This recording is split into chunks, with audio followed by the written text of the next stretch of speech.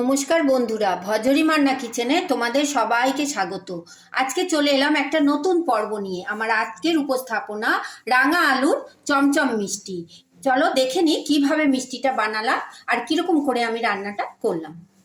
প্রথমে 3টে রাঙা আলু নিয়ে নিয়েছি। রাঙা আলুগুলোকে ভালো করে ধুয়ে ছোট ছোট করে কেটে এবার আমি প্রেসার কুকারে সেদ্ধ করে নিচ্ছি। আলুটা প্রেসার কুকারে সিটি দিতে দিতে আমি ইন্ডাকশানের ওপর একটু সসপ্যানে জল বসিয়ে দিয়েছি। দিয়ে দিলাম 2টো এলাচ, বড় ছোট এলাচ ফাটিয়ে দিয়ে দিলাম, আর দিয়ে দিলাম একটু চিনি।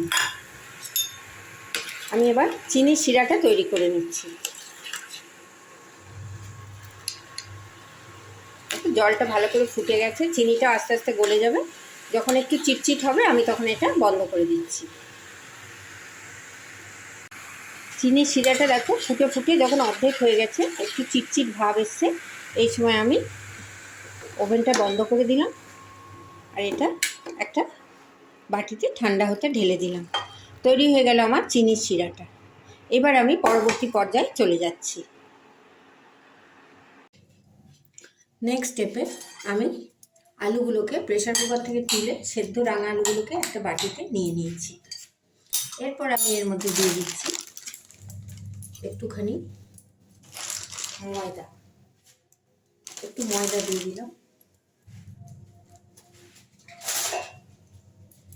একটুখানি পরিমাণ মতো গুঁড়ো দুধ দিয়ে দিলাম। গুঁড়ো দুধ দিলে মিষ্টিটা খেতে খুব সুন্দর হয়।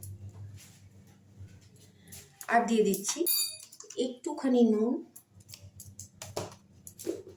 খুব সামান্য একটু চিনি, আর দিয়ে দিচ্ছি একটু এলাচ গুঁড়ো। এরপর আমি এর মধ্যে খানিকটা চাল গুঁড়ো দিয়ে দিলাম। এইবার আমি সমস্ত উপকরণ দিয়ে মিষ্টির জন্য ডোটা তৈরি করছি। দেখো সব উপকরণ দিয়ে আমি এই ডোটাকে খুব ভালো করে গরম থাকতে থাকতে মাখতে হবে, নাহলে এটা ভালো মাখা হবে না।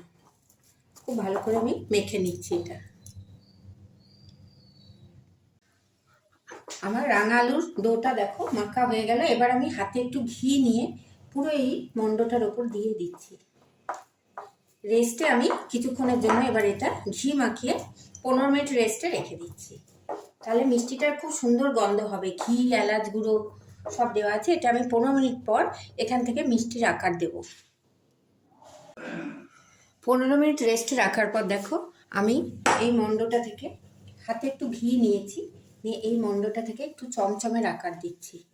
এই রাঙা আলু দিয়ে তোমরা পান্তুয়াও করতে পারো, অনেক রকমেরই খাবার হয়। আমি একটু চমচম করে তোমাদের সঙ্গে শেয়ার করছি। দেখো চমচমের আকার দিয়ে আমি সমস্ত মিষ্টিগুলো গড়ে নিচ্ছি। হাতে একটু ঘি নিয়েছি, তারপরে এরকম লম্বা লম্বা করে। খুব সুন্দর খেতে হয়। দেখবে হঠাৎ ঘরে কোনো আত্মীয় স্বজন গেস্ট চলে এলো, মিষ্টি নেই, দুটো এরকম আলু থাকলে দেখবে এইভাবে অনেকগুলো মিষ্টি বানিয়ে নেওয়া যায়।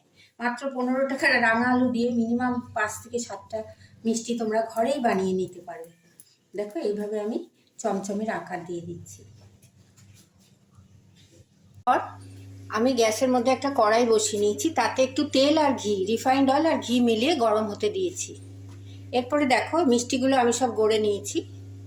একটা একটা করে মিষ্টি এবার আমি তেলের মধ্যে ছেড়ে দিচ্ছি। সব চমচম মিষ্টিগুলো আমি তেলের মধ্যে ছেড়ে দিচ্ছি। অল্প অল্প করে ভাজবো। এপিট ওপিট লাল করে ভেজে নেবো আমি। এক পিঠ ভাজা হয়ে গেলে আমি মিষ্টিগুলোকে একটু উল্টে দিলাম। এরকম একটু ঘুরিয়ে ঘুরিয়ে লাল লাল করে ভেজে নেব। এইভাবে লাল লাল হয়ে গেছে মিষ্টিগুলো, দেখো চমচমে।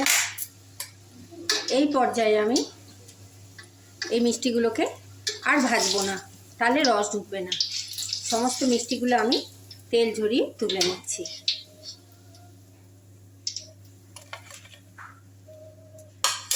এইভাবে আমি সমস্ত মিষ্টিগুলো ভেজে নিচ্ছি। বাকিগুলো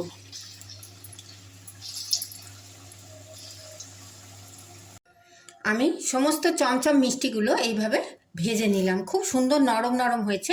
এবার এই যে আমি চিনির রসটা করেছিলাম সেইটা একটু গরম আছে, আমি রসের মধ্যে এগুলোকে দিয়ে দিলাম। সমস্ত চমচম মিষ্টিগুলোকে আমি রসের মধ্যে ডুবিয়ে দিলাম। রসটা উষ্ণ গরম আছে আর মিষ্টিগুলোও উষ্ণ উষ্ণ গরম আছে। দেখো পুরো চমচম মিষ্টিগুলোকে আমি রসের মধ্যে দিয়ে এবার এপিট ওপিট করে নিচ্ছি।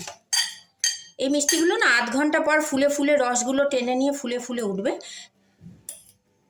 এই দেখো আমি সব মিষ্টিগুলোকে রসের মধ্যে দিয়ে দিলাম। এইরকম সুন্দরভাবে ঘরোয়া পদ্ধতিতে ঘরোয়া উপকরণ দিয়ে মিষ্টি বানিয়ে তোমরা ঘরে খেও। যদি আমার এই চমচমের রেসিপিটা তোমাদের ভালো লাগে, অনেক লাইক শেয়ার কমেন্ট করো, সাবস্ক্রাইব করে বেল আইকন প্রেস করো, যাতে আমার সমস্ত রান্নার ভিডিও তোমরা সবার আগে দেখতে পাও। সবাই খুব ভালো থেকো, সুস্থ থেকো। কোন বন্ধু কোথা থেকে দেখছো জানিও। ধন্যবাদ।